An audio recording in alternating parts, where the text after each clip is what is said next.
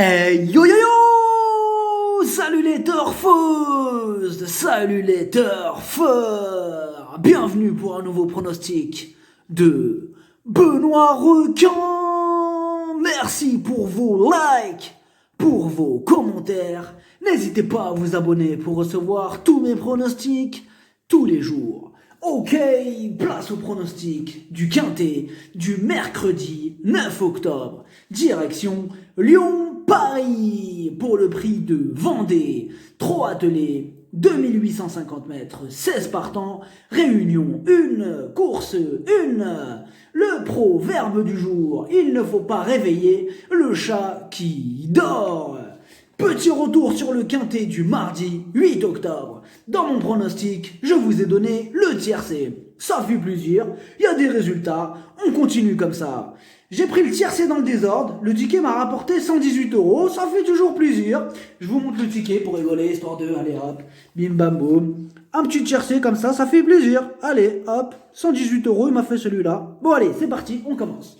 On commence donc avec le numéro 1, Country des Obos. Il vient de triompher sur cette même piste. En pleine forme, il garde son mot à dire dans cette épreuve, même en étant le moins riche de la course. Le numéro 2, Boléro du Sablier. Il ne faut surtout pas le condamner trop hâtivement sur sa récente contre-performance. Ce jour-là, il a malheureusement joué de malchance. Ce mercredi, il sera déféré des 4. Ce n'est pas le moment de l'écarter. Le numéro 3, Blackbird Wood, lui aussi sera déféré des 4 pour l'occasion. Il a terminé 6e la dernière fois. Ce jour-là, il faut savoir qu'il courait trop rapproché. Et cette fois-ci, on lui a laissé le temps de récupérer. Et il apprécie tout particulièrement cette piste de Lyon-Paris. Attention à lui. Le numéro 4, Bijou des Loups. Il reste sur 4 échecs. En revanche, il est nettement meilleur corde à gauche. Il va s'élancer en première ligne. Ce n'est pas une première chance, mais il va tenter de gratter une 5e place. Le numéro 5, Staro Ivy League. Il donne toujours son maximum en course. Il lui arrive parfois de partir au galop, mais il semble s'assagir avec le temps. Bien placé en tête, il va encore faire de son mieux. Enfin, il va encore une fois faire de son mieux pour obtenir le meilleur classement. Le numéro 6, Bijou de Sauzette, c'est un adepte au bout de combinaison.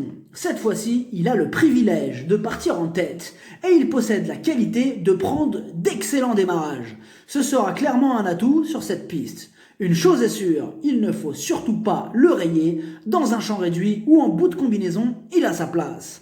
Le numéro 7, Cristal Pierre J. La régularité ne fait malheureusement pas partie de ses qualités. Il a la fâcheuse tendance à ne point répéter ses courses. Mais il va essayer de profiter de son avance initiale pour gratter lui aussi une petite place. Le numéro 8, Amiral de Beaulieu. Lui aussi n'est vraiment pas un modèle de régularité. La dernière fois à Vincennes, il a été contraint de rendre la distance. Sans ça, il aurait pu finir dans les 5. Cette fois-ci, il part au premier poteau. Attention, il va tenter d'intégrer la bonne combinaison. Grosse méfiance. Le numéro 9, Artiste du Lys. C'est cette dernière sortie. Rien, zéro, walou, nada. C'est le moins riche de ce second échelon. Tocard, le numéro 10, Brabus, il garde ses chaussures aux 25 mètres et surtout, son entraîneur affiche zéro confiance à son sujet. Difficile de croire en ses chances quand son propre entourage n'y croit pas. Le numéro 11, Cross d'Herpet. En 7 courses, seulement 3 fois à l'arrivée. C'est un spécialiste du cassage de tickets. Il aime bien arriver quand personne ne l'attend. Impossible à faire un coup sûr et risqué à écarter. On le met soit dans un champ réduit ou en bout de combinaison. Le numéro 12, Crazy Horse. Lui carrément sur 10 courses, il a fini que 2 fois à l'arrivée. Il n'est vraiment pas régulier et il y a d'autres chevaux qui nous représentent davantage de garantie. Le numéro 13, Big Boss. Ses 4 dernières courses se sont soldées par 4 échecs. Difficile à conseiller chaudement dans ces conditions. Mais seule la confiance de son entraîneur incline à la méfiance, car selon lui, il est sur la montante, Et sur la montante, petite méfiance. Le numéro 14, Barricade Boogie. On ne sait jamais sur quel pied danser avec elle. Un coup elle est là, un coup Walou. Son entourage la défère des 4 et comme d'habitude avec elle, ce sera tout ou rien. Le numéro 15, All Feeling. Il vient d'effectuer sa rentrée au trot monté en vue de cet engagement. Sur cette distance et sur cette piste plate, il va se plaire. Il a déjà gagné 2 quintés et même aux 25 mètres, il garde son mot à dire. Le numéro 16, Averick de Guez. À ce niveau et aux 25 mètres, sa tâche se complique sérieusement.